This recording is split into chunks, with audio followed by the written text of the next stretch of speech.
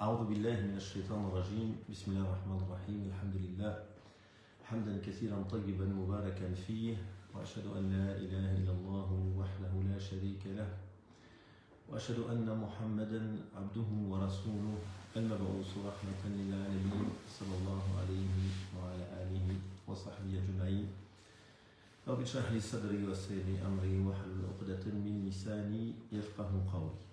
Assalamu alaikum wa rahmatullahi wa barakatuh. Bonsoir à chacun et chacune d'entre vous. Heureux de vous retrouver pour cette conférence mensuelle. Et la thématique que je vous ai modestement proposée, c'est quelle vision a le musulman ou l'islam de manière générale du monde?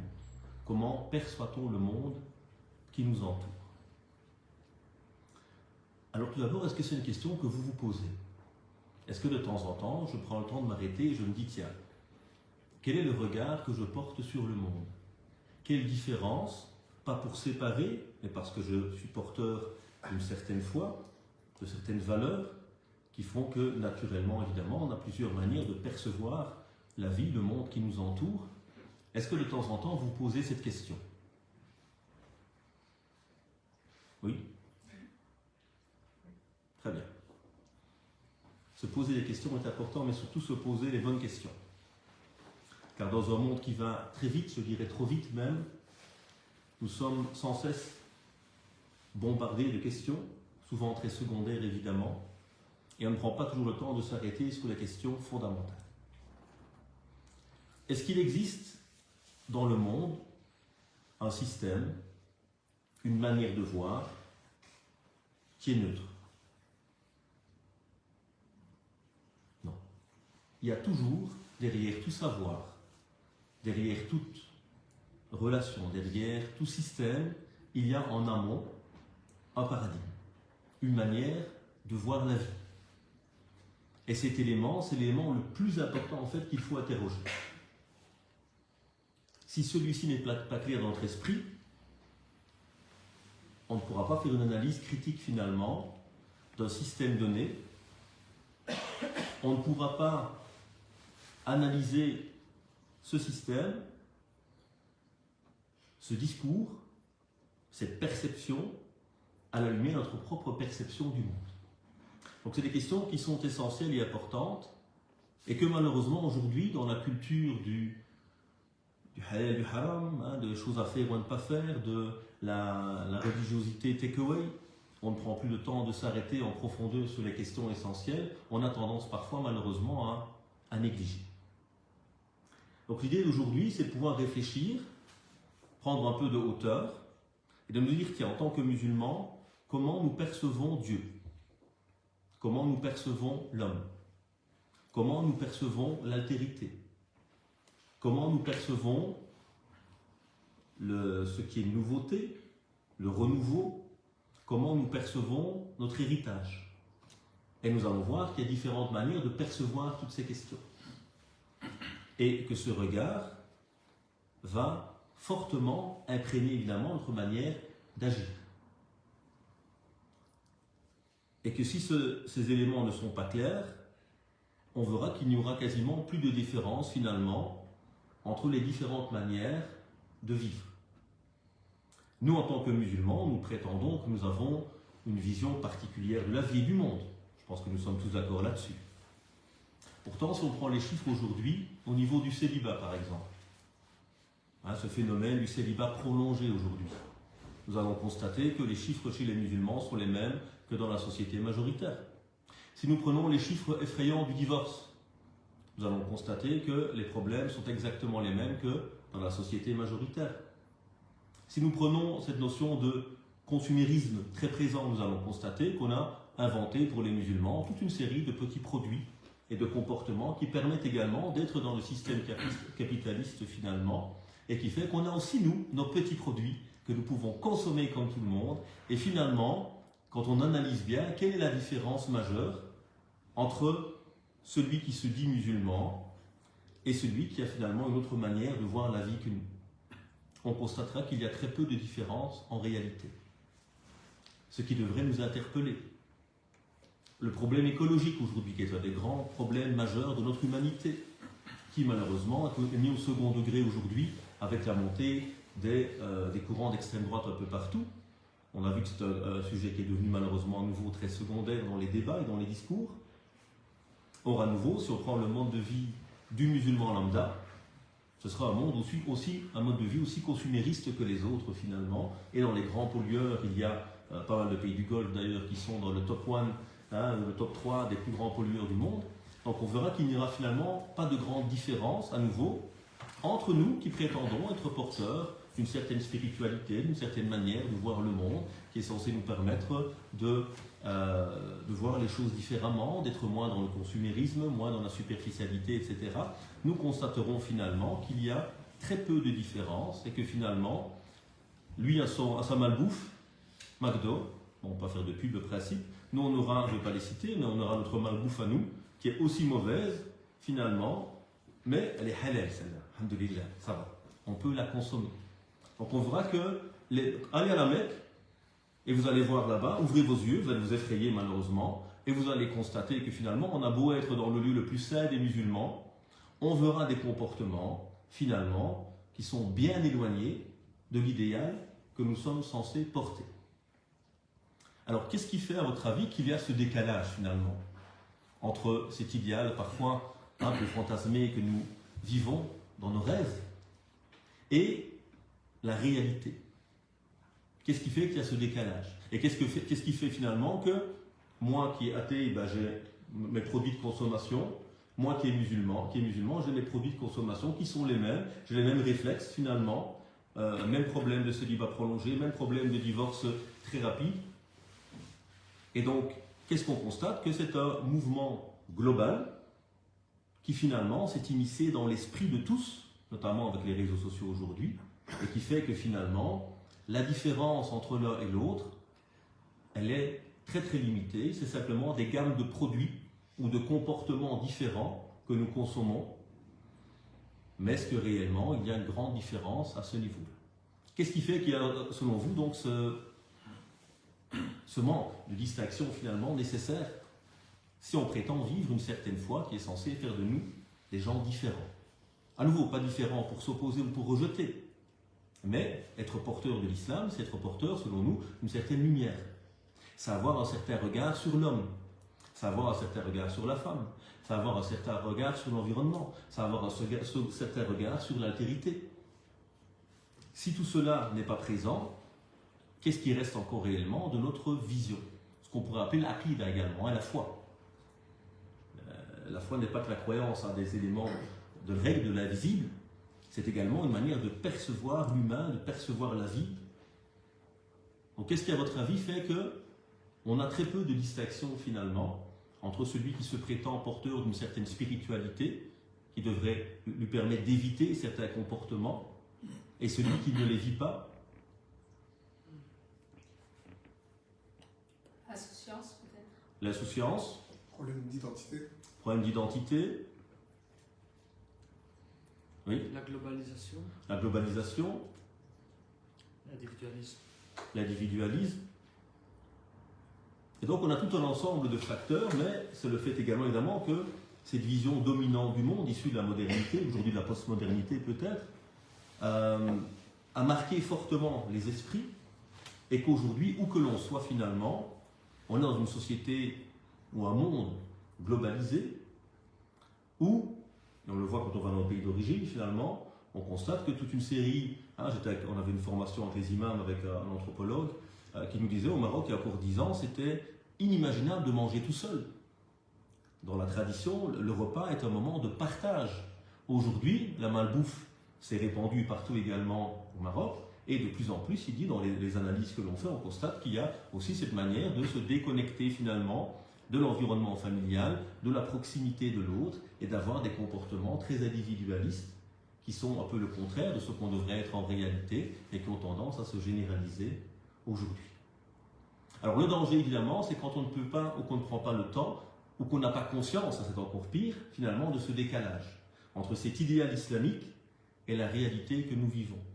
Entre la perception qu'on devrait avoir du monde et une autre perception qui n'est pas la nôtre et qui est pour moi aujourd'hui la cause des grandes crises que nous vivons aujourd'hui. Les grandes crises que nous vivons aujourd'hui sont, selon mon humble opinion, le fruit de ce qu'on a appelé un désenchantement du monde, cette sécularisation qui a fait qu'on a mis Dieu de côté et que l'homme, consciemment ou inconsciemment, s'est parfois pris pour Dieu ou s'est pris parfois pour un animal, n'étant plus que l'esclave de ses passions, de ses instincts, tombant dans un consumérisme où tout ce qui m'intéresse c'est de pouvoir consommer des choses et puis de dépasser cette enveloppe matérielle finalement, sans la renier, bien sûr. Donc il y a ce besoin de pouvoir s'axer sur ces éléments et de se rendre compte, comme on l'a dit, qu'il n'y a rien de neutre. Et donc on doit toujours nous interroger toute science, tout projet, tout discours, parce qu'il y a en amont des soubassements philosophiques qui sont présents. Et si on ne les comprend pas, on ne comprendra pas finalement qu'est-ce qu'il y a derrière ces discours. Et nous-mêmes, en tant que musulmans, si nos discours ne sont que un capitalisme ou un matérialisme qui a été simplement verni par un peu d'islamité, nous ne faisons que reproduire, et ils sont très forts pour ça, les capitalistes. Donc aujourd'hui, nous avons toute une série de comportements qui ne sont qu'un reflet ou une version de l'individualisme, du capitalisme, du consumérisme qui se retrouve finalement au sein de nos communautés, où toute une série d'individus, mais c'est pas grave, on met le foulard, donc ça va, et on va à la mosquée, et j'étais à la Mecque l'année passée. Donc on se console, on se convainc avec quelques éléments d'apparence, qui ont bien sûr une certaine place, mais qui ne sont pas tout non plus, et on oublie finalement peut-être ce qui doit faire notre singularité en tant que musulman. Et donc cette vision islamique, qui est également cette boussole un petit peu qui nous oriente, qui va donner du sens à notre vie, il est important de pouvoir l'interroger. Alors donnez-moi, si vous pouvez, quelques éléments singuliers de notre manière de percevoir les choses. Qu'est-ce qui va singulariser finalement le regard qu'aura le musulman sur la vie de manière globale? Quelles sont les particularités de notre manière de voir le monde? Qui peut me donner certains éléments? Des mots-clés.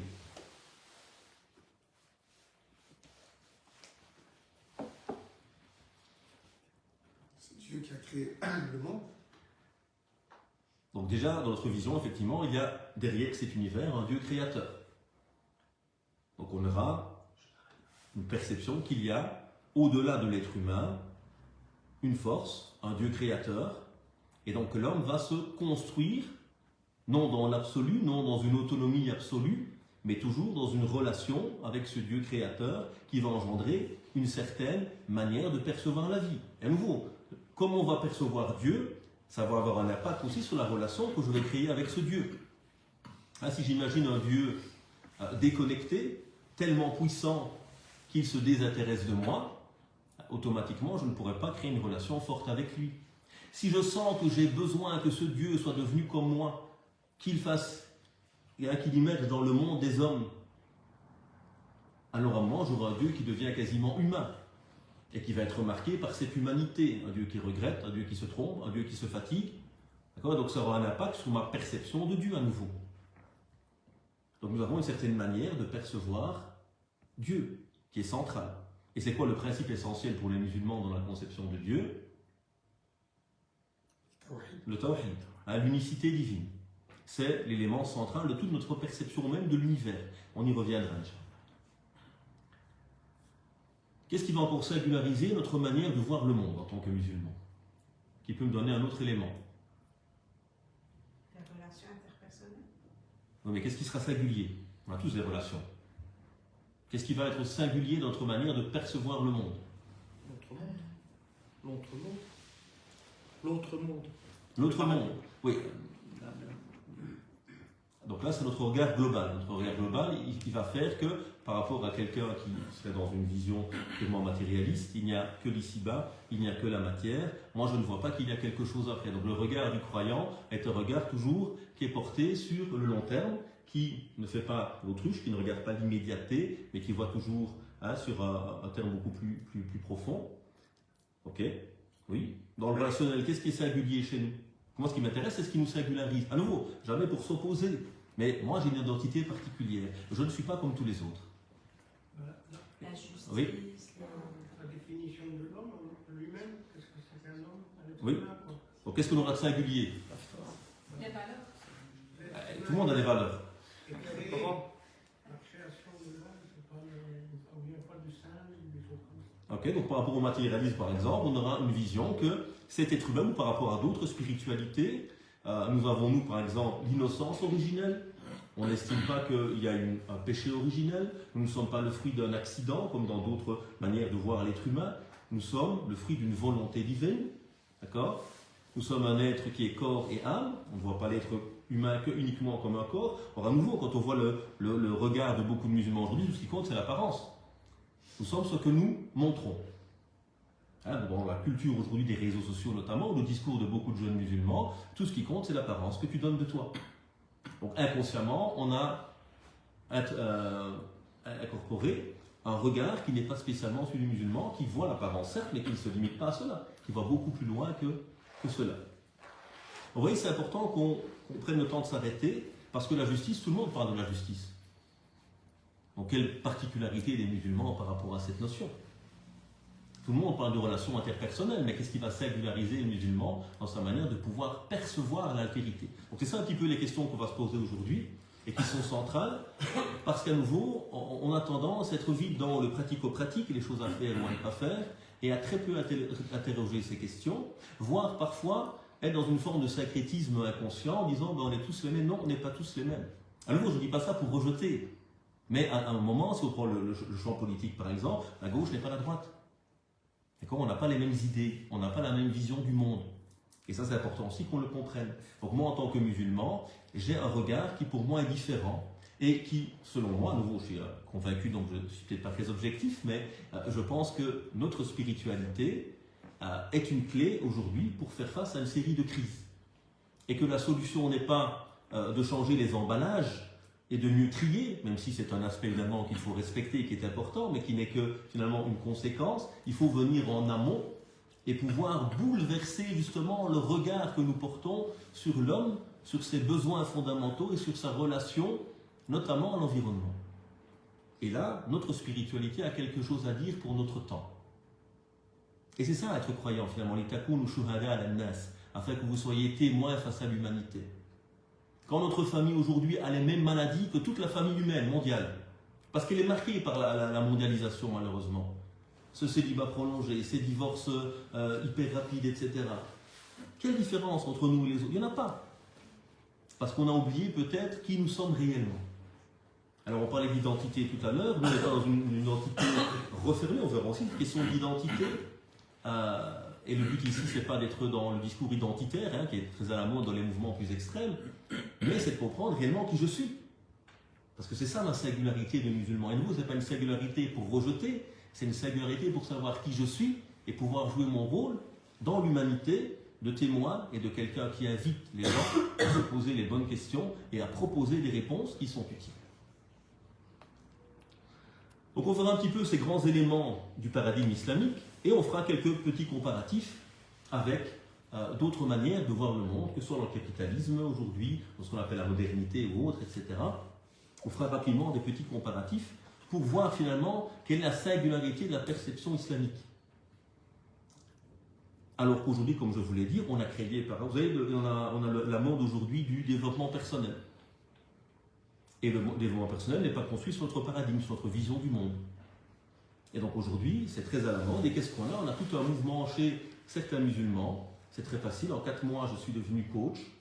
Et puis quand je suis devenu coach, qu'est-ce que je fais ? Je mets des petits mots islamiques. Bismillah, subhanallah, tawakkal ala Allah, sabr. Voilà, j'islamise mon discours et je deviens coach et coachette islamique. D'accord ? Donc on reprend exactement le même mode de pensée que d'autres, qui n'est pas du tout le nôtre en réalité, très individualiste, très dans « fais-toi du bien ». On oublie qu'il y a un bien absolu selon nous, et que le but n'est pas seulement de se faire du bien à soi, mais d'être l'acteur qui défend le bien et la vérité sur terre. C'est très individualiste à nouveau, d'accord ? Dans une forme de spiritualité souple comme ça, un peu sans cadre, ce qui n'est pas non plus notre manière de voir les choses. Et donc aujourd'hui, on a des manières, moi j'appelle ça, donc on a l'islam capitaliste comme je l'appelle, où on est devenu simplement les mêmes que les autres, donc on consomme des produits. Il y a ce que j'appelle l'islam colonisé, donc on a certains qui produisent un certain discours sur l'islam qui n'est pas issu de nos savoirs, de notre histoire, mais d'un regard orientaliste parfois que j'appellerais colonisé. D'accord? Et puis on a cet islam aujourd'hui, quand je dis islam, c'est des discours islamiques qui sont issus du développement personnel. Et je vous invite à lire les très bons livres de Mohamed Oulihad, par exemple, l'islam actuel, qui a fait une analyse critique du développement personnel en 2 volumes, où justement, après une analyse historique des différents fondements philosophiques du développement personnel, il a un 2e tome dans lequel il traite justement des dérives du développement personnel chez certains musulmans. Donc ça, c'est le grand souci. Et rappelez-vous, les anciens, comme moi, bon, plus anciens que moi encore, les années 60 et 70, qu'est-ce qu'on avait dans le monde arabe? La gauche islamique. Donc le communisme était très fort dans le monde arabe à un certain moment de l'histoire, notamment parce qu'il y avait l'impérialisme américain et que le communisme se présentait, soi-disant, comme étant un adversaire de cet impérialisme. Donc beaucoup de musulmans dans les années 40, 50, 60, etc. étaient adeptes du communisme. Mais le communisme étant purement matérialiste et athée posait problème au monde musulman. Donc qu'est-ce qu'on a fait? On a inventé la gauche islamique. On a gardé l'économie, toute la manière de voir le monde des communistes, mais on a mis dedans un peu d'islam. On a gardé Dieu. À la limite, on a gardé la prière s'il le faut. Mais en fait, on est en train de vider l'islam de sa substance. Et c'est pour ça que l'islam capitaliste, comme je l'appelle aujourd'hui, on vide l'islam de sa substance et on garde quelques petits éléments pour dire « T'inquiète pas, tu es bien musulman. » Mais en fait, tous les réflexes ne sont pas les réflexes qui sont les nôtres. Tout le regard sur la vie n'est pas le regard qui est réellement le nôtre. Donc c'est ce qu'on va essayer modestement de soulever dans cette conférence et de pouvoir reposer des mots sur ce qui est essentiel. Et c'est un des défis pour moi à notre époque où tout va trop vite, où nous sommes très rapidement dans la superficialité, dans les détails, et on ne prend jamais le temps d'interroger ce que j'appelle les évidences. On a tellement l'impression que c'est normal, on sait ce que c'est l'islam, on sait qui est Dieu, on sait ce qu'est un humain, qu'en fait on ne se pose plus les bonnes questions. Et non, je ne vois pas Dieu comme le voit mon ami chrétien. Non, je ne vois pas l'humain comme le voit mon ami humaniste. Non, je ne vois pas la terre comme le voit un autre. On a un certain regard qui me singularise. Et ça, c'est important de pouvoir comprendre ces notions-là. Donc on va essayer d'aborder 4 grands éléments. Le premier élément, ce sera Tawhid, donc l'unicité divine, qui est l'élément fondateur de notre perception de Dieu, et finalement, à travers cela, de la vie. Donc ça, c'est un élément fondamental, fondateur de ce paradigme islamique et Tawhid. Et je vous invite à revenir vers El-Farouqi, par exemple. Son livre a été réédité aux éditions Héritage récemment, où cet auteur, d'origine palestinienne et qui vivait aux États-Unis, a retravaillé de manière vraiment développée le sens philosophique du Tawhid. Parce que nous, on a une vision très caricaturale du Tawhid, diffusée par certaines tendances. Le Tawhid, il est beaucoup plus profond que cela. Et à nouveau, Mohamed Oulihad, dans un de ses ouvrages, a essayé de reclarifier un petit peu cette notion profonde du Tawhid. On verra ce que c'est. Donc la perception de Dieu. À nouveau, c'est qu'une conférence, on ne peut pas faire tout ça, mériterait bien plus, mais l'idée c'est au moins d'ouvrir un peu nos esprits et de susciter peut-être la réflexion et puis d'aller plus loin, Inch'Allah. Deuxième élément après Dieu, c'est l'homme. On va réfléchir sur la perception que nous avons de l'homme, cette notion de l'istikhlaf, de cet homme qui a été choisi par Dieu pour être le gérant de la terre. Et donc on verra un petit peu la perception qu'on a de l'homme et du rôle de l'homme sur cette terre. Troisième question qu'on va se poser dans ce paradigme islamique, c'est la question du savoir. Quelle relation nous avons au savoir? Quelle relation entre révélation et raison? C'est des questions qui ont toujours travaillé l'humanité. Et tout le monde n'a pas pu trouver des réponses, malheureusement, harmonieuses. Donc on a vu à certaines époques où la raison était mise de côté au nom d'une lecture dévoyée, selon nous, de la révélation. On a vu aujourd'hui où, dans un monde dit désenchanté, insécularisé, on a voulu mettre Dieu de côté et créer des sciences qui sont totalement profanes, qui n'ont plus de rapport avec la spiritualité, avec quelque chose de plus grand, avec notamment des valeurs. Tout ce qui compte, c'est qu'elles soient utiles, qu'elles fassent du bénéfice, et plus qu'elles soient utiles et qu'elles produisent du bien pour l'humanité. Donc on verra ce débat entre raison et révélation, entre patrimoine et renouveau. Est-ce qu'on reste enfermé dans un patrimoine, dans l'histoire, dans ce qui a été dit, ou est-ce qu'on balance tout cela et on a une vision totalement nouvelle de voir le monde, ou est-ce que nouveau l'islam a pu trouver cet équilibre entre des racines qui sont fortes et une capacité de renouvellement permanent?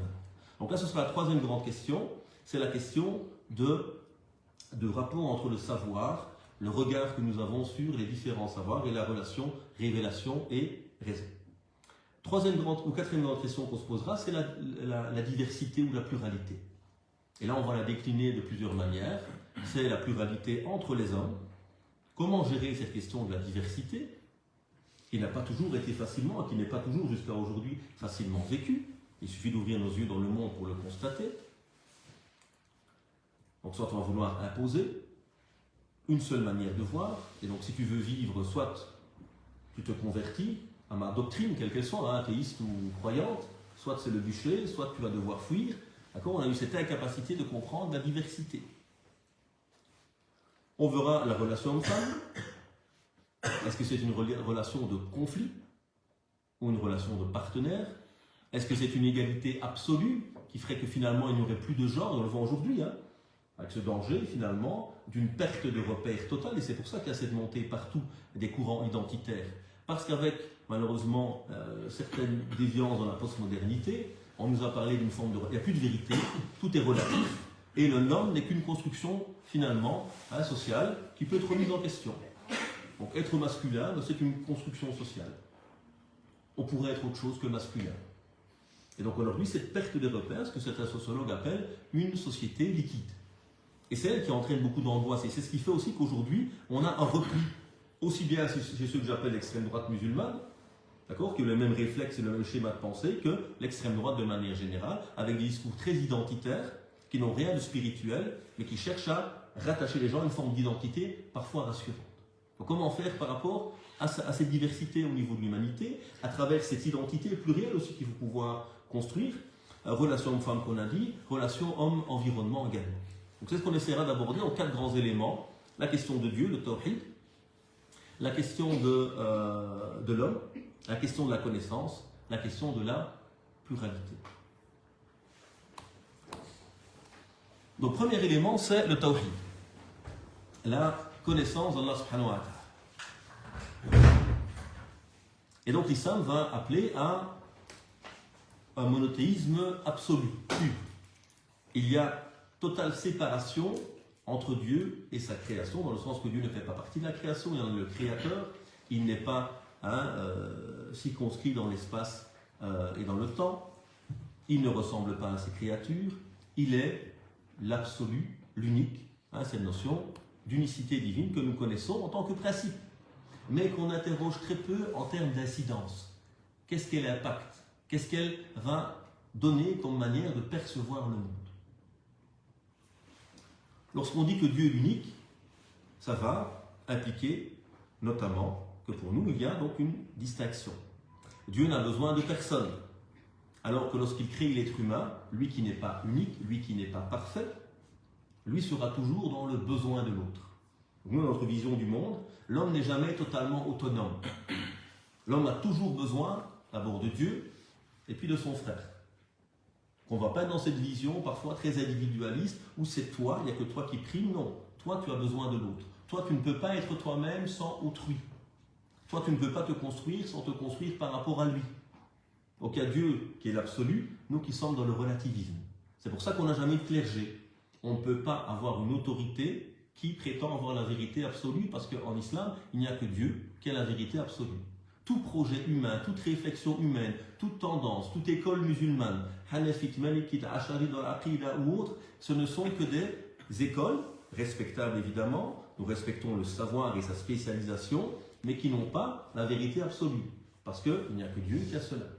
Donc tout ça protège aussi le musulman, empêche que l'humain ne s'approprie de la religion, parce qu'il n'a jamais eu rien de plus dangereux pour les religions que les prétendus hommes de religion.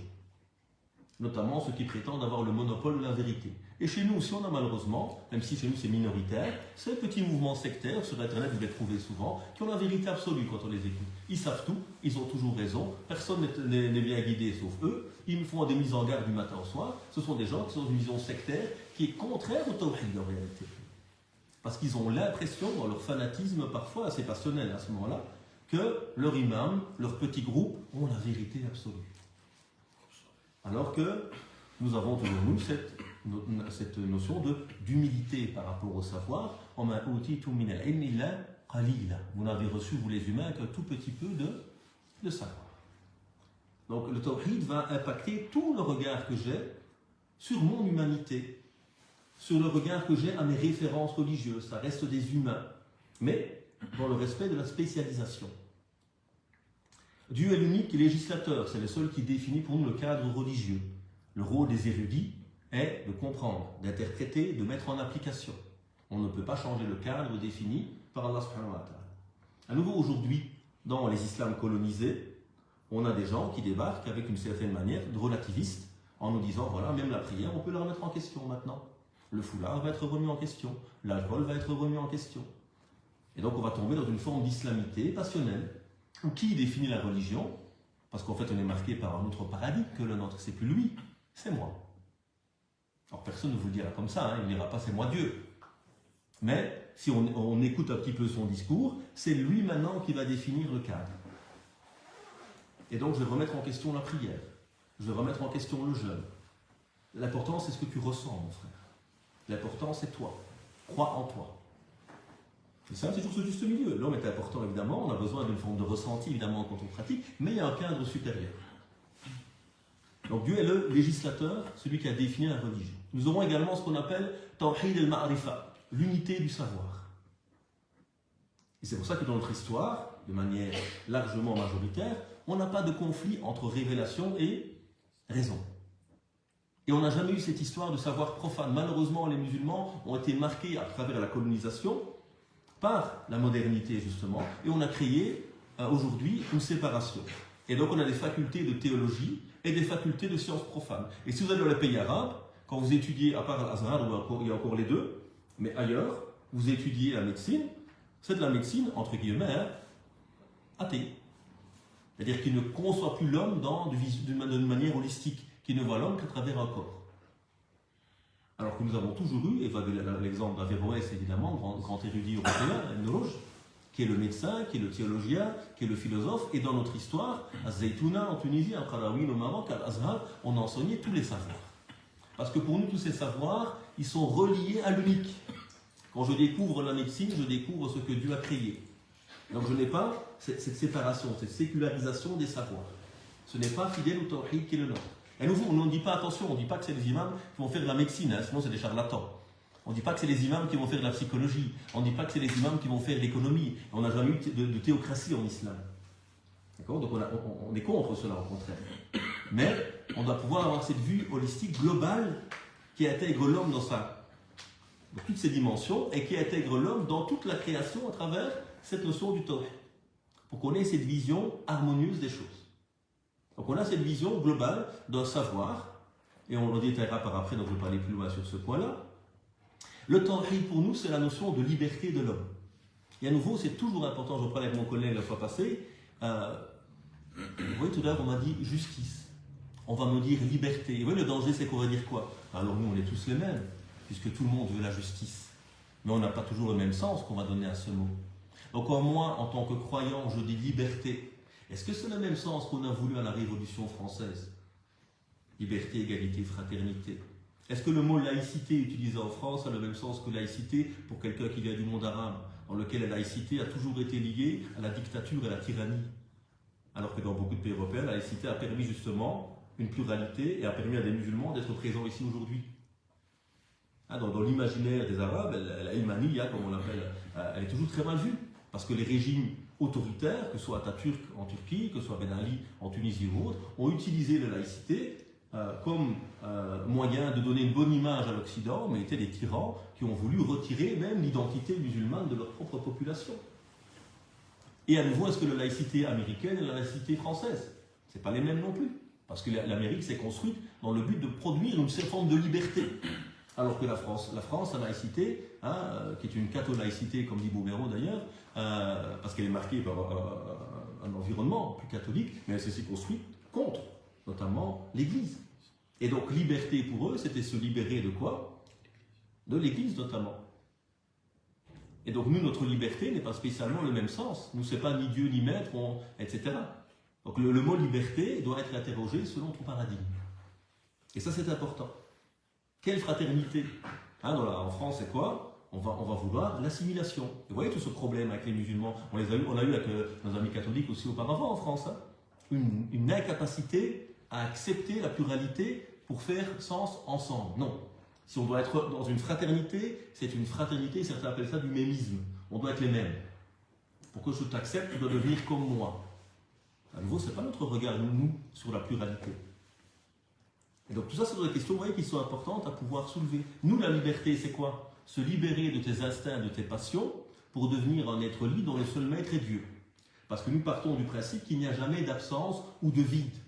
Il y a toujours une forme de divinité. Il y a toujours une forme de maître. Si ton maître n'est pas Dieu, ton maître sera tes passions. Ton maître sera l'argent. Ton maître sera toi-même aujourd'hui. On a tous ces comportements aujourd'hui très narcissiques. On a toute cette culture qu'on a créée sur les réseaux sociaux de mise en scène de soi-même. D'accord? Où maintenant c'est moi finalement qui est, et même dans certains discours pseudo-religieux, on va vous vendre, c'est toi. Crois en toi et c'est toi qui dois ressentir ce que tu as envie. Moi je prie en écoutant Michael Jackson maintenant et c'est bon. Non, notre prière elle a un cadre défini. Cette prière elle a été définie.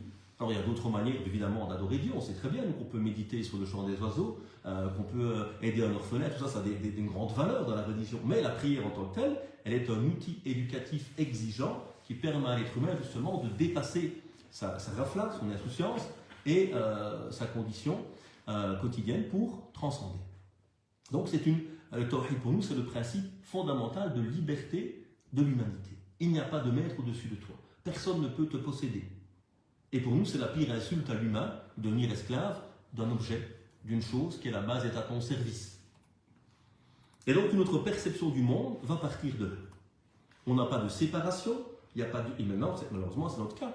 Pourquoi les musulmans d'Europe, ils veulent tout le temps un baptême, je veux un imam. Quand je me marie, je veux un imam. Quand je me convertis, je veux un imam. C'est écrit nulle part dans nos textes qu'il faut un imam dans tout ça. Hein. Mais nous, on a ce besoin pour des... Alors, c'est pas un mal. Mais le danger, c'est parfois de se dire, moi, je veux juste islamiser certains moments. Alors qu'en islam, j'ai pas besoin d'un imam dans ma vie. L'imam, c'est un guide. Mais moi, quand je me convertis, j'ai pas besoin d'imam pour venir mettre un cachet et dire halal, c'est bon, il est bien musulman. C'est un acte entre moi et lui. L'imam ne fait qu'accompagner et conseiller. Quand je me marie, le mariage en islam, c'est un contrat. Oui, il y a toujours un côté spirituel, mais il n'y a pas besoin d'un imam pour venir le halaliser. Le mariage est un contrat entre deux personnes. Évidemment qu'il y a tout ce côté, mais il ne faut pas un imam pour le vivre. C'est à nous de le vivre. Et là, on commence à vivre sa religion par procuration. J'ai besoin de mes petits moments. Non, toute ma vie, قل إن صلاتي ونسكي ومحياي ومماتي لله رب العالمين لا شريك له وبذلك أمرت أنا أول المسلمين قل إن صلاتي, dit ma prière, mes actes de dévotion, ma mort, ma vie, tout cela je l'offre à Dieu. La sharika la, sans rien lui associer. Et c'est ce qui m'a été ordonné, et je suis le premier de celui qui est dans l'islam, qui se soumet à la voix de Dieu. Donc on n'a pas cette vision où on va scinder, mais parfois inconsciemment c'est ce qu'on vit. Dans mon commerce, dans mon quotidien, Dieu n'est plus présent.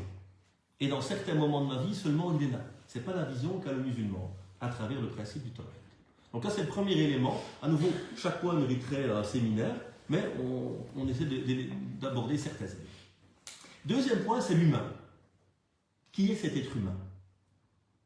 Quelle est sa vocation sur terre? Et à nouveau, dans le regard qu'on a au tawhid, connaître Dieu va permettre à l'homme de se comprendre. Dieu, il est le maître. Moi, je suis quoi? Serviteur. Le serviteur, le gestionnaire. Inni ja'ilun fil ardi khalifa. Je vais mettre sur terre un représentant, un vicaire. Donc, dans la perception islamique, tout appartient à qui? À l'unique. C'est lui al-Malik. C'est lui le possesseur. Il possède tout. Même moi, même moi. Ce n'est pas ton corps, ce n'est pas ta vie, comme on l'entend autour de nous. Nous ne voyons pas les choses comme ça. Si on parle d'un avortement, par exemple, nous ne voyons pas, nous juste, c'est moi, ma vie, mon corps. Non, un enfant ne vient jamais tout seul. On ne parle pas de cas grave, viol ou autre chose. Ça, c'est différent. On parle d'une personne qui a une relation consentie avec quelqu'un, et puis la vie apparaît en elle. Ce n'est pas, madame, juste ton corps, dans notre perception, nous. Pourquoi? Parce qu'il n'y a pas un enfant qui vient tout seul. Il y a deux personnes.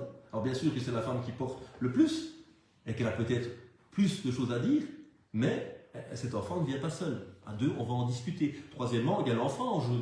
L'enfant, c'est une vie. Et donc, nous, on ne perçoit pas à nouveau la chose comme étant mon corps. Mon corps ne t'appartient pas. Il est un dépôt que Dieu t'a donné. Je ne peux pas l'autodétruire. Je ne peux pas fumer une cigarette. Je ne peux pas me droguer. Je ne peux pas me mutiler. Je ne peux pas porter atteinte à ce don que Dieu a mis entre mes mains, parce que je ne suis pas le maître. Je suis le gestionnaire que Dieu a désigné pour cette terre. Et ça bouleverse notre regard à nouveau sur le monde et sur la vie. Donc je ne suis pas quelqu'un de totalement autonome comme dans d'autres perceptions de la vie. Je suis un être humain digne, honoré. Je ne suis pas le fruit d'un péché, je ne suis pas le fruit d'une erreur.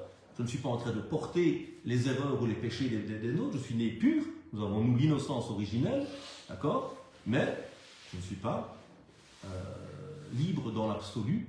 Il y a un maître qui est Dieu. Et moi, je suis le gestionnaire de ma vie et de ce monde dans lequel je suis. Et donc, j'ai accepté l'aman, le dépôt de la responsabilité. Donc, je suis moi dans une liberté consciente et responsable. Et pas dans une liberté qui veut dire fais ce que tu veux. En réalité, fais ce que tes passions te demandent. Non, je suis dans une liberté consciente. Qu'est-ce que je fais de mon temps? Qu'est-ce que je fais de ma vie? Je serai interrogé sur tout cela par Allah subhanahu wa ta'ala. Vous voyez, les valeurs, c'est important même de les interroger. Qu'est-ce que la justice? Qu'est-ce que la liberté? Qu'est-ce que la fraternité? Et quel est le moyen à nouveau? Pour moi, l'islam est le moyen qui nous permet de mieux vivre ces valeurs. Mais ces valeurs, elles sont là partout. Tout le monde les a au fond de lui. Mais qui est toujours juste? C'est pas facile d'être juste. Parce que nos passions, nos intérêts sont là. Et on le voit dans la gestion du monde. Qui est réellement juste? C'est très difficile de le rester. Quand mon propre frère vole, quand c'est un étranger, on va le dénoncer. Quand ton propre frère est un voleur, un assassin, ton amour pour lui a tendance parfois à t'aveugler et t'empêcher d'être un acteur de la justice. Donc il y a toutes ces réflexions sur qu'est-ce que réellement la justice, comment la vit. Et donc à cet équilibre ontologique, nous ne sommes ni le maître, ni non plus un individu qui n'a pas de liberté, qui suit seulement ses instincts. Donc comprendre qui est l'humain est essentiel également. Et donc cet être humain, il est sur Terre pour gérer celui-ci de manière sage. Et pas seulement pour le gérer, pour produire sur Terre du bien. Il vous a créé à partir de la Terre et vous a mis sur elle pour la civiliser, pour la peupler, pour la développer. Donc le rôle de l'être humain en islam, c'est de produire du vrai, du bien, du beau sur cette Terre. Pas de et n'allez pas semer la corruption sur Terre après qu'elle ait été réformée. Donc le rôle de l'homme, c'est produire une civilisation, pas une civilisation dont le seul but est faire du bénéfice. Une civilisation au service du bien et du vrai. On ne cherche pas simplement à ce que nos savoirs produisent ou soient utilitaires. Non. Qu'est-ce qu'il y a derrière ce savoir? Qu'est-ce qu'il apporte réellement de bien à l'humanité? Et donc nous avons une vision de l'homme. Ce n'est pas l'homme qui doit se déconnecter de la terre. Parfois dans d'autres spiritualités, on aura ces difficultés de trouver l'équilibre. On aura une vision d'un homme qui n'est pas à sa place, d'un homme qui n'est pas fait pour vivre sur terre, et donc qui doit nécessairement revenir dans l'au-delà en négligeant la vie ici-bas. Alors que pour nous, il y a l'équilibre entre les deux. Il y a construire ici-bas pour récolter dans l'au-delà. Ta vie ici-bas n'est pas le fruit d'un accident ni d'un péché. Dès que Dieu a créé l'homme, il a dit « je vais le mettre sur terre ». Avant même qu'il le crée, quand il parle avec les anges, je vais mettre sur terre un représentant. Donc le passage au paradis est une première étape, une préparation, parce qu'au paradis il n'y aura pas d'interdit, alors que dans l'histoire d'Adam il y a un interdit. Donc c'est un paradis, c'est le paradis on va dire, qui prépare l'être humain à comprendre le sens de la vie, comprendre qui est son ennemi, le diable, et puis il va descendre pour sa vraie vocation qui est d'être ce représentant de Dieu sur terre, qui produit du vrai, du bien, du beau dans son engagement sur la terre. Et donc ce n'est pas un être humain qui va être en guerre avec l'ici-bas. Ce n'est pas un être humain qui va être en guerre avec son humanité. Je ne peux pas, pour être un bon croyant, un bon musulman, être en guerre contre moi-même. Mais je dois apprendre à me libérer de mes passions. Dieu a mis en moi l'amour du beau. L'être humain doit produire du beau. Mais c'est un beau conscient. Dieu a mis en moi l'amour de la femme. Et dans la femme, l'amour de l'homme. Jamais l'islam ne dira, pour être pieux, tu ne dois pas te marier. Parce que c'est contre mon humanité. Mais jamais mon attrait pour la femme doit faire de moi quelqu'un qui ne suit plus que ses instincts et ses penchants, parce que j'ai une liberté consciente qui fait que moi, j'ai des valeurs que j'essaye de concrétiser au quotidien.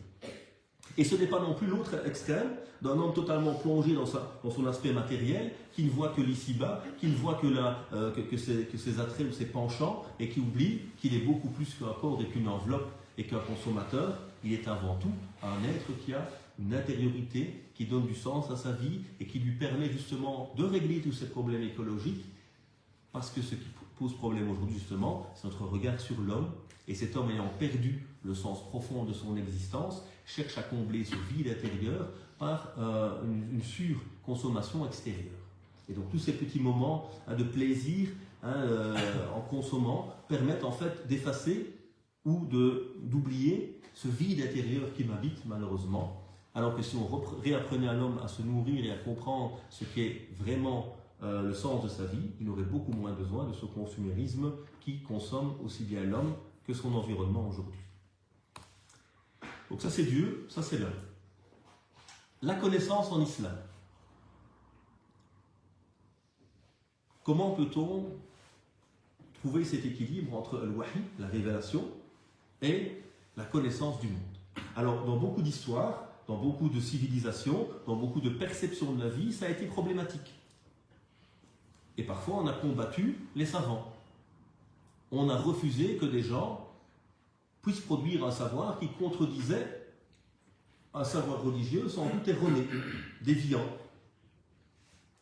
Et cette mainmise parfois du clergé à un certain moment, de loi et de roi, pardon, de pseudo-droit divin, a fait qu'à un moment, cette double dictature, la dictature d'une forme de clergé, d'imposition des hommes de la vérité aux autres, et cette imposition politique à travers la tyrannie, a fait qu'à un moment, on a voulu se libérer de tout cela.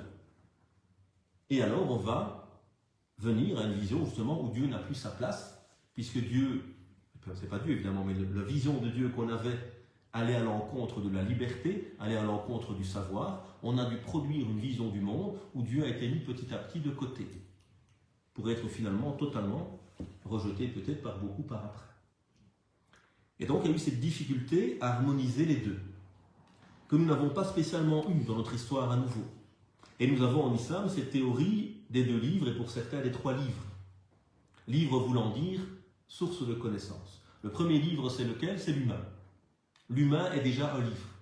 L'humain est un mini-univers. Il contient en lui toute une série déjà de connaissances, de savoirs.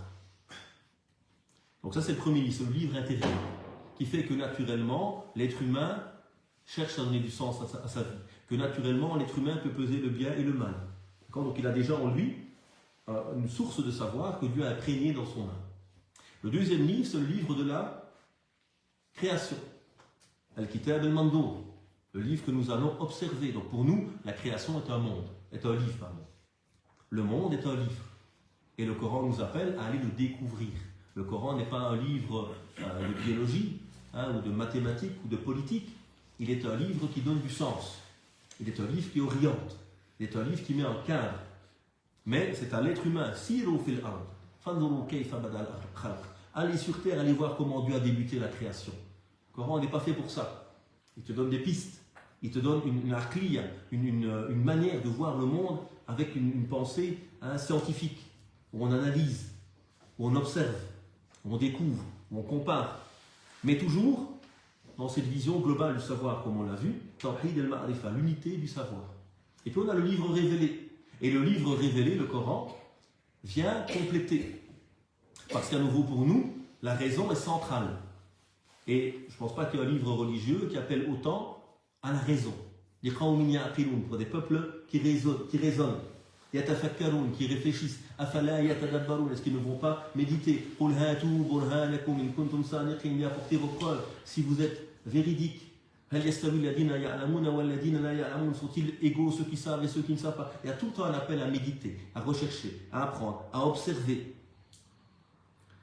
Donc il y a cet appel à la raison, mais également toujours cet équilibre. Tu n'es pas autonome, tu n'es pas l'absolu, ta raison a toutes ses limites, comme tout essence ont toutes leurs limites. Et donc à un moment, en islam, on redit simplement ce qui nous semble être une vérité logique, ta raison est essentielle. D'ailleurs les savants disent, manat taklif al-aql, la cause de la responsabilité, c'est la raison. Donc un être sans raison ne peut pas être musulman. La raison, elle est centrale. Mais la raison a toutes ses limites. Et la raison, elle est faite pour découvrir quoi?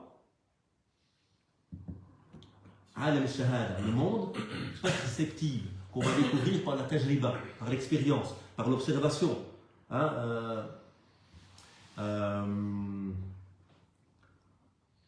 Bref, le verset m'échappe, mais on nous demande de regarder, d'observer. D'accord? Et sur terre, il y a des signes pour des gens doués de certitude. Et en vous-même, n'allez-vous pas observer? On nous appelle tout le temps à observer, à découvrir. Et la révélation ne vient pas remplacer ces savoirs, qui vont venir par l'expérience. Mais elle vient orienter, mettre un cadre moral. Et on a vu, à l'époque de la colonisation ou autre, comment, encore aujourd'hui, où on a utilisé, toujours dans l'histoire d'ailleurs, on a utilisé les savoirs de manière dévoyée. Pourquoi? Parce qu'il n'y a plus d'objectivité et d'honnêteté derrière, et donc on va inventer des races supérieures pour légitimer la colonisation. On va dévoyer l'histoire pour créer une nouvelle histoire qui permettra de légitimer la colonisation. Et donc on va utiliser les savoirs, plus avec le tawhid, avec une valeur morale qui nous ramène à Dieu, mais pour des intérêts malheureusement bassement mondains, qui vont faire de celles-ci parfois des outils au service de la domination de certains. Donc pour nous la raison est centrale, et la raison, d'ailleurs certains savants interprètent le verset, Nourun ala nour, lumière sur lumière, comme la lumière de la raison et la lumière de la révélation.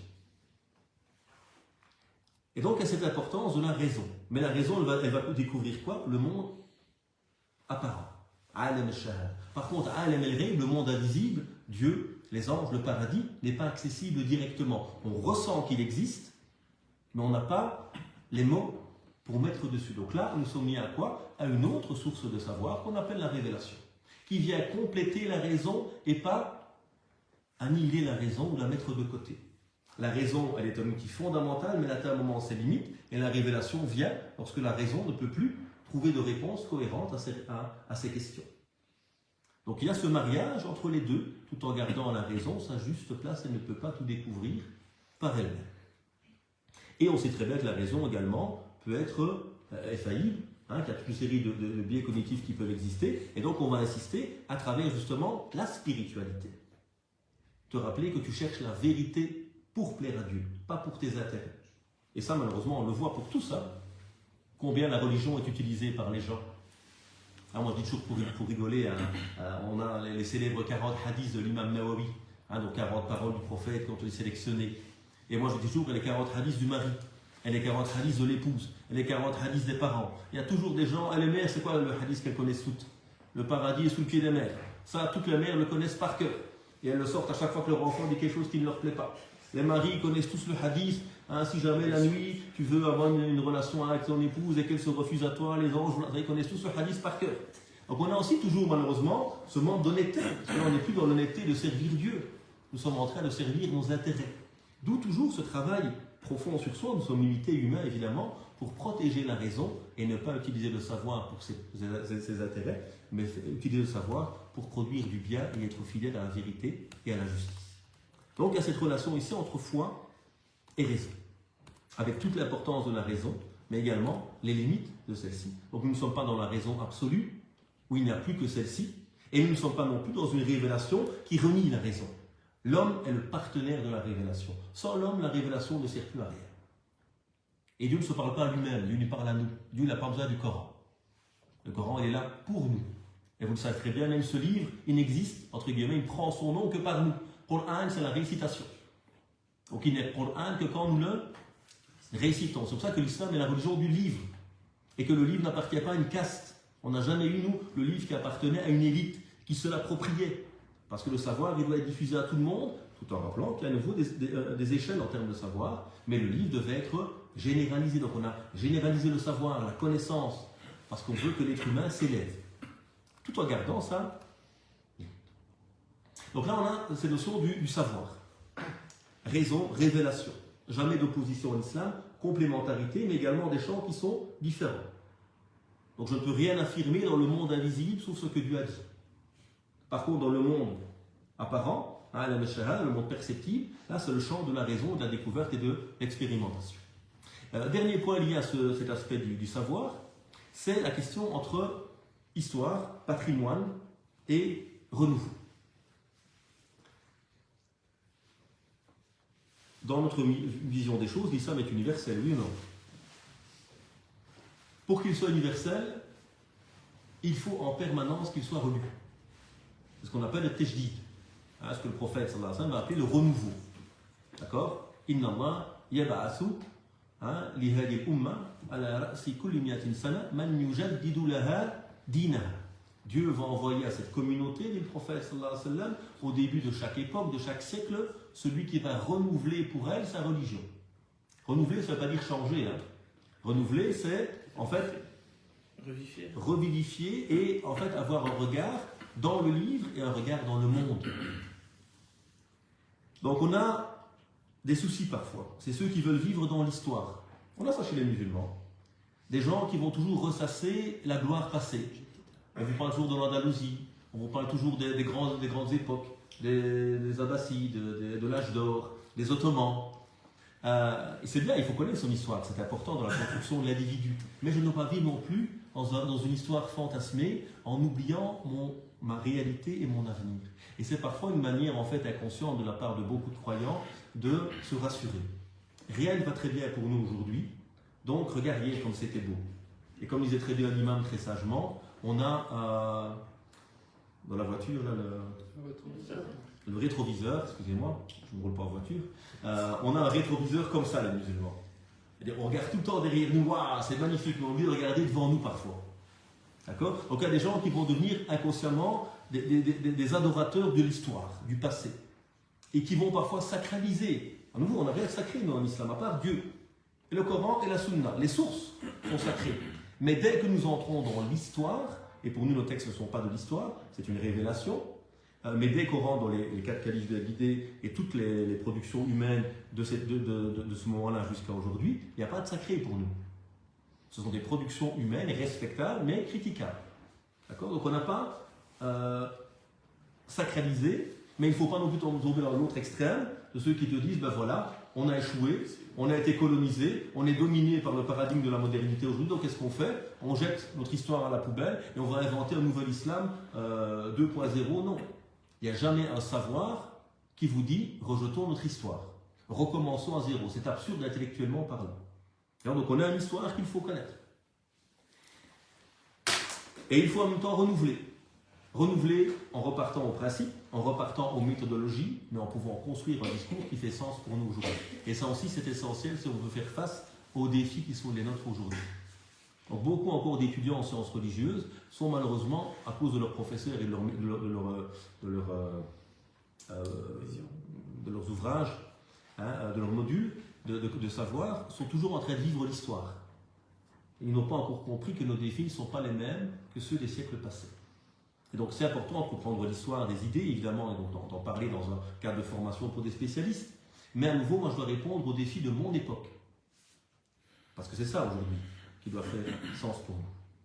Donc là également, trouver cet équilibre, nous sommes dans cet équilibre entre l'immuable, c'est la révélation, l'immuable, c'est les grandes valeurs, l'immuable, c'est les grands principes, l'immuable, c'est les grandes finalités, et tout le reste, qu'il y a une forme de souplesse intrinsèque au texte, où il y a plusieurs interprétations qui existent, et il faut pouvoir renouveler ce regard pour trouver une réponse à nos questions aujourd'hui, et de nouveau redevenir une communauté témoin face à l'humanité, parce que le rôle du musulman n'est pas d'être un consommateur dans un monde qui a perdu la boussole, mais d'être celui qui interpelle les gens et qui rappelle, est-ce qu'il n'y a pas quelque chose qui ne fonctionne pas dans ce monde aujourd'hui?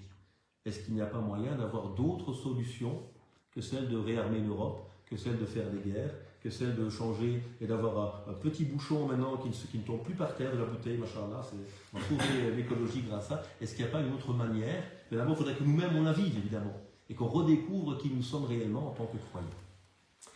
Donc là, on a vu les 3 premiers points, et puis on arrivera aux questions après, évidemment. Donc, le premier point, c'était la connaissance de Dieu. Deuxième point, la connaissance de l'homme. Troisième point, quelle relation au savoir, et notamment au lien entre raison et révélation. Quatrième élément, c'est la pluralité. Si Dieu est l'unique, le monde est créé dans la diversité et la pluralité. Il n'y a que lui qui est unique, il n'y a que lui qui n'a besoin de rien et de personne. L'homme, lui, l'a créé dans le besoin d'autrui. J'ai besoin de Dieu. J'ai besoin de l'autre. J'ai besoin de mon épouse. Aujourd'hui, malheureusement, il y a des jeunes de notre mosquée, qui sont des jeunes pratiquants, qui sont des jeunes très très bien, qui me disent, mais moi j'ai pas besoin de me marier, moi j'ai pas besoin de l'autre, moi je vis bien, j'ai ma petite voiture, j'ai étudié, je boulotte, et ma vie va bien. Et donc on a cette crise des adolescents. 30 ans, on est toujours chez papa et chez maman. 35 ans, on est toujours chez papa et chez maman.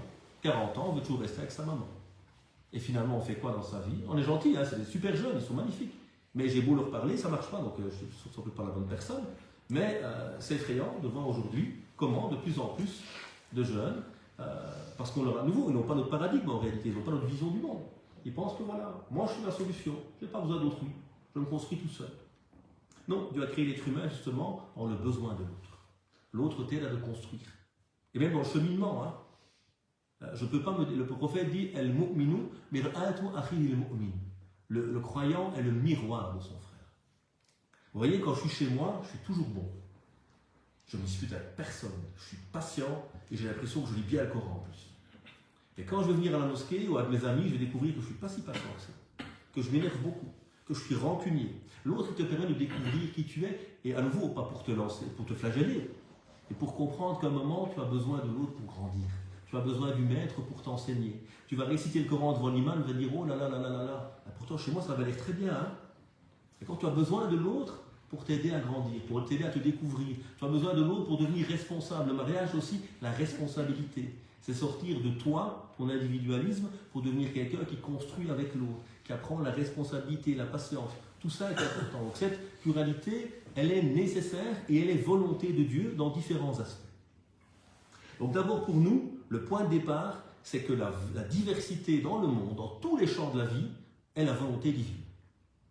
Et c'est ça qui a marqué, c'est pour ça que notre civilisation, et c'est pour ça que Daesh par exemple, n'est pas notre paradigme. Ces mouvements extrémistes qui sont apparus aujourd'hui sont le fruit d'un autre regard que le nôtre. Prenez l'histoire, allez visiter aujourd'hui le monde musulman. Vous trouverez des églises minoritaires qui n'existent partout sauf chez nous. Vous trouverez des croyances qui n'existent pas nulle part sauf chez nous encore. Pourquoi? Parce qu'on a toujours eu ce devoir de protéger la différence. Parce que la différence, ce n'est pas de la tolérance. On n'est pas tolérants les musulmans. On est plus que tolérant, c'est un devoir de reconnaître l'autre. Et l'imam Ibn Hazm, grand érudit andalou, disait à l'époque, il y a consensus entre tous les savants musulmans sur le devoir de protéger les minorités qui vivent chez nous. Si les chrétiens et les juifs sont attaqués chez nous, on doit donner notre vie, quitte à tous mourir, pour les protéger. Même si nous ne sommes pas d'accord avec eux et que nous pensons que certaines de leurs croyances sont une grande erreur.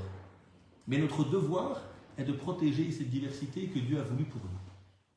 Et c'est ça qui a permis aux musulmans aussi de pouvoir vivre avec les autres. Parce que nous ne sommes pas en train de tolérer. La diversité est voulue par Dieu, on ne la subit pas. Elle est un choix divin. Et dès que la diversité disparaît, elle va affaiblir et appauvrir l'humain. Voyez ce qu'on a fait à l'époque du communisme, par exemple, et qu'on fait encore aujourd'hui avec le capitalisme, malheureusement, dans certains pays, où on a imposé la monoculture.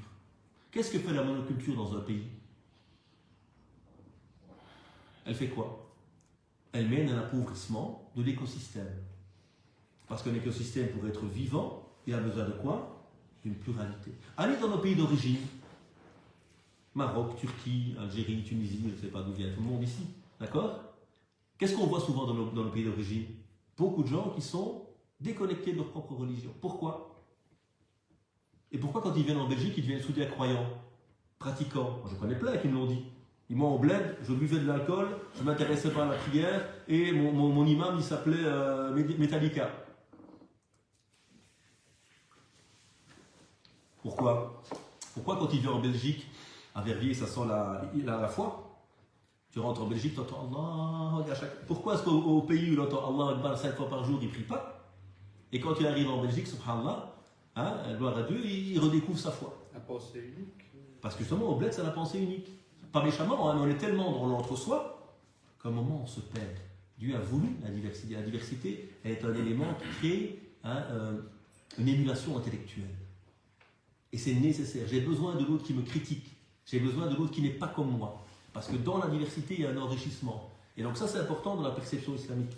C'est pour ça qu'on a toujours accepté l'autre. Même si on pense que adorer une vache est totalement absurde, je dois protéger cet homme dans ce qu'il fait, même si je dois débattre intellectuellement pour lui dire ce que tu fais me semble irrationnel et contraire à l'adoration de l'unique. Mais c'est tout ce que je peux faire. Tu n'es pas là, disait Dieu au prophète, pour les dominer. Si Dieu l'avait voulu, il aurait fait que tout le monde soit croyant. Est-ce que tu vas obliger les gens à être croyants? Ce n'est pas ton travail, Mohammed. Ton travail, c'est témoigner, inviter. Da'wa, c'est inviter. Invite les gens à réfléchir. Parce que la foi ne peut jamais s'imposer. Sinon, on crée l'hypocrisie, qui est la pire chose dans notre religion. Donc la diversité est voulue par Dieu.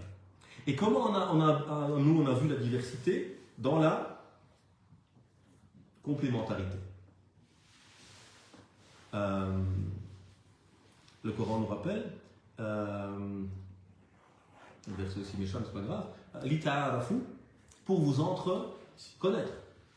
D'accord? Il nous parle de la création de l'homme, de la femme, etc. وَجَعَلْنَاكُمْ شُعُوبًا وَقَبَائِلَ لِتَعَارَفُوا. Et on a fait de vous des peuples et des tribus différentes. Pourquoi? Li taqatalu, pour vous combattre? Non. Li ta'arafu, pour aller les uns vers les autres.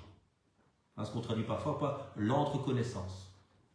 D'accord? Donc il y a un but dans ma diversité, c'est d'aller te connaître. À nous, ça fait peur aujourd'hui. Parce que nos identités sont fragiles. Parce que beaucoup d'entre nous, on ne sait plus qui on est. Alors j'ai peur de l'altérité, parce que l'altérité me renvoie, en fait, à ma faiblesse et à mes peurs intérieures. C'est pour ça que ceux qui sont aujourd'hui dans les mouvements d'extrême droite, ou ce que j'appelle l'extrême droite musulmane, sont souvent des gens qui n'ont pas une identité forte. Ils ont peur. Le musulman qui est convaincu de sa foi, il n'a pas peur de voir son ami chrétien. Il n'a pas peur de parler avec l'athée. Il n'a pas peur d'entendre des choses à l'école, parce qu'il est construit. Mais celui qui n'a pas tout ça, il a peur. Donc on a cette notion de complémentarité, at-takamul. Complémentarité entre وَمِنْ آيَاتِهِ خَلْقُ السَّمَاوَاتِ وَالْأَرْضِ وَاخْتِلَافِ أَلْسِنَتِكُمْ وَأَلْوَانِكُمْ. Parmi les signes de Dieu, il y a quoi? La création des cieux et de la terre. Tout en Dieu te dit, regarde le monde, tu vas comprendre qui tu es. Découvre le livre déployé, la création, tu vas comprendre le livre qui t'est révélé, parce que tout provient d'une même source, Dieu, et Dieu a créé cet univers sur des lois, et pas dans l'absurdité ou dans l'arbitraire. Et là, tu comprends un moment, regarde, il ne peut pas y avoir de vie sans une diversité dans la création. Et il ne peut pas y avoir d'émulation intellectuelle ou spirituelle ou autre s'il n'y a pas de diversité. Et donc, il nous rappelle que parmi les signes de Dieu, la création des cieux et de la terre, et la diversité de vos langues et de vos couleurs. Qui a voulu qu'on ait des cultures, des langues, des couleurs différentes? C'est lui. Jamais un musulman ne devrait, il y en a malheureusement, ne devrait être raciste. Parce qu'être raciste, c'est aller à l'encontre de la volonté de Dieu et être dans le plan du diable. Le premier raciste du monde, c'est Shaitan. Le diable, il a dit, moi je suis mieux que lui. Mon origine est plus noble. Moi, je viens du feu et lui de la terre. Et donc, si on comprend tout cela, on va comprendre que cette complémentarité est nécessaire. Et donc, toute la vision islamique, ce n'est pas un sira, le conflit entre les peuples. C'est la capacité à partager et être dans la complémentarité. Ce n'est pas le conflit entre l'homme et la femme. La femme ne doit pas devenir un homme pour réussir et l'homme se féminiser. C'est l'homme qui va rester un homme, la femme qui reste une femme, et on est des partenaires et pas des concurrents. Malheureusement, de nouveau, on a un paradigme qui n'est pas le nôtre. Et beaucoup de nos sœurs maintenant, même quand elles se marient, elles entraînent, j'ai peur, il veut m'empêcher de faire ci, elle veut ça, il veut ça. On est directement dans ce paradigme du conflit et non dans la perception de la complémentarité qui existe entre nous. Et donc il y a cette volonté de diversité. Donc dans le soin et dans l'autre, pour ne pas être trop long, on a cette loi de Tadafo, de l'opposition. On a besoin d'opposition. Donc on a la loi du Coran qui s'appelle la loi du contre-pouvoir, c'est comme ça que je la traduis. Si Dieu ne repoussait pas les gens les uns par les autres, la terre serait corrompue. J'ai besoin de contre-pouvoir. Jamais on peut donner le pouvoir à quelqu'un tout seul. Dans la famille, si l'homme décide de tout ou la femme décide de tout, ça devient le chaos. On a besoin d'un équilibre où chacun peut apporter sa pierre. Dans une société, si on a le pouvoir absolu donné à quelqu'un, c'est dangereux. Et on voit aujourd'hui comment les mouvements d'extrême droite partout, ce qu'ils appellent cette tendance illibérale aujourd'hui, où on essaie de s'attaquer au contre-pouvoir. Que ce soit les médias, que ce soit les universités, que ce soit les syndicats. Vous voyez, on a cette attaque de tout ce qui peut être un contre-pouvoir qui n'existe déjà pas dans certains de nos pays. Allez voir l'Arabie dite saoudite, et vous allez voir que malheureusement, au nom de la religion, et c'est ça le danger toujours de ces gens qui utilisent la religion contre les valeurs de l'islam en réalité, on vous a interdit la démocratie, on vous a interdit les élections, on vous a interdit les syndicats. Donc qu'est-ce qu'on fait avec? On interdit tout contre-pouvoir. Au nom de la religion. Et c'est pour ça que certains ont dit la religion est l'opium du peuple.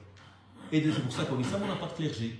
Et c'est pour ça que nous, on n'a jamais été trompés. Si certains sont trompés, malheureusement, et la majorité des musulmans font preuve de bon sens. Ils savent bien que ces personnes qui disent cela, même s'ils ont le titre de grand imam ou de mufti ou d'autres choses, on les respecte pour leur savoir, mais on se rend bien compte qu'il y a derrière cela une volonté de plaire à un pouvoir ou simplement une imposition de celui-ci qui empêche ces gens de parler librement. Donc le soi et l'autre. Dans cette diversité, il y a également cette capacité à marier, harmoniser nos différents éléments qui constituent notre identité. Donc l'islam réussit à construire une identité plurielle. C'est toujours le danger de ces identités exclusives. Je ne suis que musulman. Je ne suis que ça, que ça, que ça. Non, l'islam a toujours mis en avant différents cercles. Tu es humain avant tout. Kullukum min Adam. Vous venez tous d'Adam. Et avant ça, Inna rabbakum wahid. Votre Seigneur à tous les hommes est le même. Donc on n'a pas une vision d'un peuple élu. L'élu auprès de Dieu, c'est celui qui est le plus pieux, qui fait le plus de bien. C'est pas celui qui a le meilleur sang, la meilleure barbe ou le meilleur slogan. On a ensuite... qu'est-ce que je disais? La meilleure barbe. Non, ouais. Avant ça? On n'a pas de clergé. On n'a pas Dieu unique, tu as dit. Oui, donc cette humanité a différents niveaux d'appartenance. Un seul Dieu, un seul Père, Adam, donc il y a cette symbolique d'un Père unique, on revient tous à une même origine qui mène à cette fraternité humaine. Et puis j'aurai mon appartenance liée à la terre, à l'identité locale, à ma nationalité, comme on l'appelle aujourd'hui. Donc moi je vais être belge par exemple, je vais être belgo-turc, et puis je vais être musulman. Et en islam, on a ce mariage entre tout cela. Quand l'islam est venu, on n'a pas imposé aux musulmans de faire fi de leurs origines. Bilal, on l'appelle comment nous Bilal? Al-Habashi. Bilal, l'Abyssin. Il venait d'Abyssinie. On n'a jamais dit deviens Mahmoud l'Arabe. On n'a pas dit renie qui tu es. Selman, on l'appelle comment Selman? Al-Farisi le Perse. On n'a pas dit deviens Selman l'Arabe. Chacun est resté, ou le musulman uniquement. Et on avait Al-Muhajiroun et Ansar, les compagnons mécois et les compagnons médinois. Jusqu'au bout, ils sont restés deux groupes qui vivaient leur fraternité, mais qui avaient également leur singularité. Donc ça aussi, c'est important de pouvoir se construire justement avec tous ces différents éléments qui constituent également des facettes qui permettent quoi? Toujours la proximité avec l'autre. J'ai mes singularités. Moi, je suis pas turc. D'accord? Mais je suis humain. Donc on est proche. Je suis masculin, on aura une proximité tous les deux. Je suis musulman, on aura une proximité. Je suis citoyen, je suis verviers-toi, on aura une proximité liée à cela. Donc il y a cette capacité à voir la pluralité justement, sans vouloir uniformiser. À nouveau, on a eu cette problématique. Le communisme, certainement, qui voulait imposer une seule manière de vivre, d'imposer une manière d'être. Encore en France aujourd'hui, avec cette pensée de l'assimilation, on voudrait imposer une manière d'être. Si tu es mon frère, tu dois être mon reflet et pas être qui tu es réellement. Et ça, pour nous, c'est dangereux, négatif, parce qu'on n'accepte plus de pouvoir permettre à l'autre d'être ce qu'il est. Et ça, c'est problématique nous concernant. Ou la vision, aujourd'hui aussi, de l'autre extrême, où c'est l'individualisme, où finalement, il n'y a plus rien qui me rattache aux autres. Je suis moi, et ma propre expérience, et même dans la communauté, ça c'est le danger à nouveau, c'est qu'est-ce qui va se passer? On va dire, ben moi je prie à ma sauce. Moi je vais plus à la mosquée maintenant. Moi j'ai ressenti que Dieu m'a dit, je prie en fumant en joie le matin. Non, il y a un cadre, il y a une mosquée, il y a une prière, il y a un jeûne. Celui qui ne veut pas faire ça, il est libre, il n'y a pas de souci. Mais il y a un cadre. Quand je ne vais pas commencer à jouer au foot, et tout le monde me dira, moi je joue au foot à ma sauce. Oui, mais tu ne joueras jamais, mon ami. D'accord? Tu joues, il y a un règlement. C'est 90 minutes, tu ne prends pas la balle en main. Il y a des cartons rouges. Il y a des règles. Dans tout, il y a des règles. Donc nous faire croire qu'il y a une spiritualité sans règles, c'est un mensonge et c'est le début de la fin en réalité. C'est une sécularisation qui va faire, comme on va dire, tu inventes ta propre religion toi-même. Oui, au nom de l'islam, soi-disant, mais ce n'est pas possible. Il n'y a pas de spiritualité sans exigence. Il n'y a pas de formation intellectuelle sans exigence. Il n'y a pas de sport sans exigence. Il n'y a pas d'éducation de qualité qui crée de l'amour et du lien sans exigence. Donnez le téléphone à vos enfants, c'est facile, mais voyez les résultats plus tard. Donc homme-femme, même chose. Nous sommes dans la complémentarité, pas dans l'opposition. Donc attention aussi aux thèses féministes parfois, qui vont venir, à nouveau elles sont marquées elles-mêmes, elles sont souvent marquées par une propre expérience particulière, et beaucoup d'ailleurs malheureusement des féministes sont incapables de tolérer un féminisme dit islamique, même si je ne sais pas s'il faut utiliser ces termes personnellement, d'accord, mais voilà, on n'est pas dans le conflit entre l'homme et la femme. Alors il y a des injustices de la vie des femmes, oui.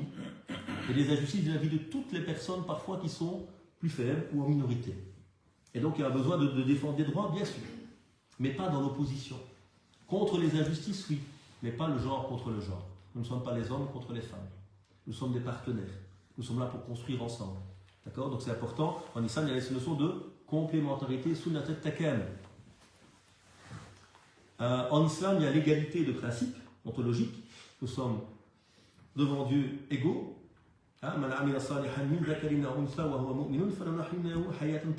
Celui qui agit pour le bien, qu'il s'agisse d'un homme ou d'une femme, et qui est habité par la foi, il va vivre une belle vie.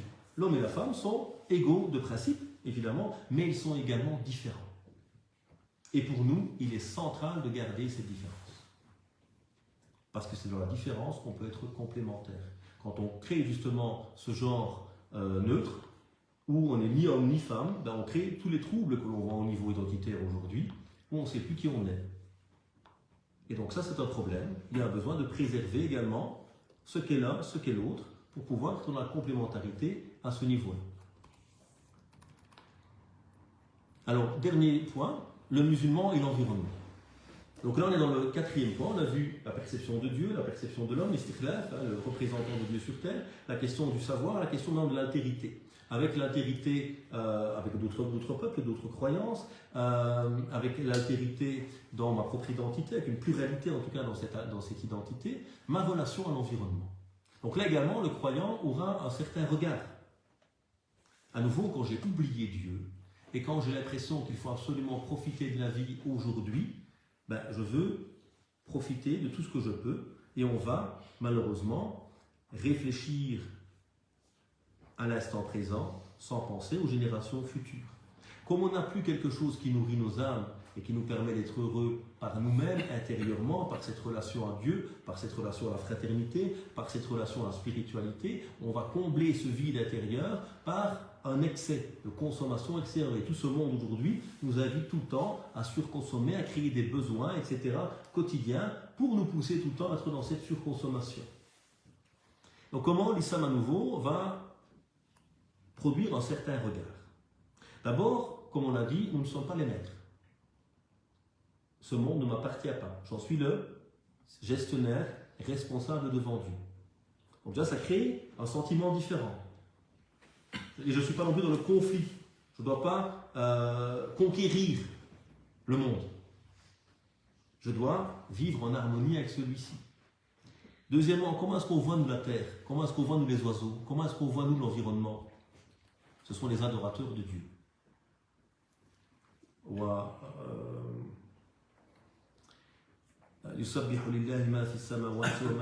Tout ce qu'il y a dans les cieux et dans la terre proclame la grandeur de Dieu. L'étoile, l'arbre se prosterne. Alors, il ne se prosterne pas comme nous, mais c'est un symbole pour nous dire tout dans la création est dans l'adoration de Dieu. Dans ce que nous appelons l'islam naturel. C'est-à-dire, toute la création est dans le chemin naturel de Dieu. Et donc pour nous, la terre est une adoratrice tout comme nous. C'est pour ça qu'on nous dit même d'aller sur terre avec humilité. On parle des adorateurs de tout miséricordieux, ceux qui marchent sur terre avec humilité. Parce que cette terre que je foule est une adoratrice comme moi, et en plus elle est témoin. Elle viendra demain témoigner de ce que j'ai fait sur elle. Donc on a ce sentiment de responsabilité, d'être des gestionnaires. On ne peut pas faire la corruption, comme on dit, n'allez pas semer la corruption sur terre. On a l'interdiction de prendre une vie animale si ce n'est pour Dieu. C'est pour ça quand on sacrifie un animal pour le manger, on doit dire Bismillah, au nom de Dieu. On n'a pas le droit de tuer un animal par plaisir. On ne peut pas organiser une corrida. On ne devrait pas pouvoir chasser juste par plaisir. Parce que c'est une vie que Dieu a créée, qui est sacrée, qu'on ne peut prendre que lorsqu'il y a une utilité derrière cela. Nous sommes des gestionnaires responsables de ce monde. Nous aurons des comptes à rendre sur celui-ci. Et on doit pouvoir... Vous voyez, malheureusement, on a tout perdu. Et dans nos pays d'origine, regardez les bâtiments qu'on construit. Ils n'ont plus rien à voir avec les bâtiments qu'on a pu construire avant. Évidemment, le monde a changé. Mais on n'a plus des architectes qui réfléchissent à construire des maisons passives. Non. regardez dans le pays du Golfe, on n'utilise pratiquement pas l'énergie solaire, alors qu'on a du soleil à gogo. Parce qu'on a plein de pétrole, on utilise sans réfléchir, parce que malheureusement, il y a une vision capitaliste, avec dessus un petit foulard islamique, mais en réalité, on est à fond dans le monde de la consommation. Qui va à la Mecque, malheureusement, on le verra. Dès que vous sortez de la grande mosquée, autour de vous, vous n'avez que du business. Et même notre héritage historique a été parfois rasé au profit du business et du commerce. Voilà donc quelques modestes réflexions que j'ai voulu soulever avec vous concernant cette question du paradigme, quelle est la vision du musulman du monde.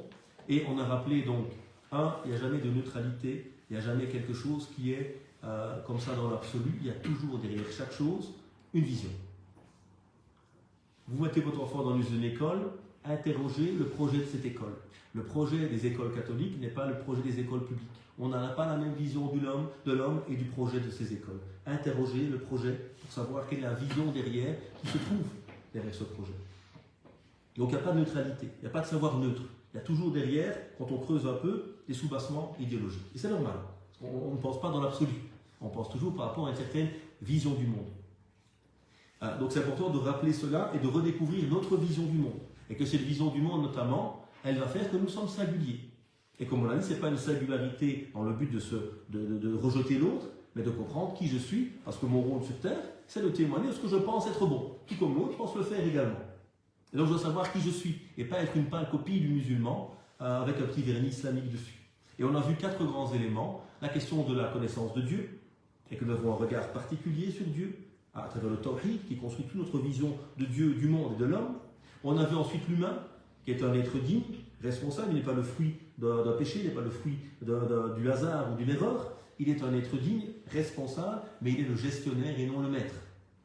Puis nous avons vu la question du savoir, et que nous avons cette notion de tawhid al-ma'rifa, l'unité du savoir, tout provient de Dieu.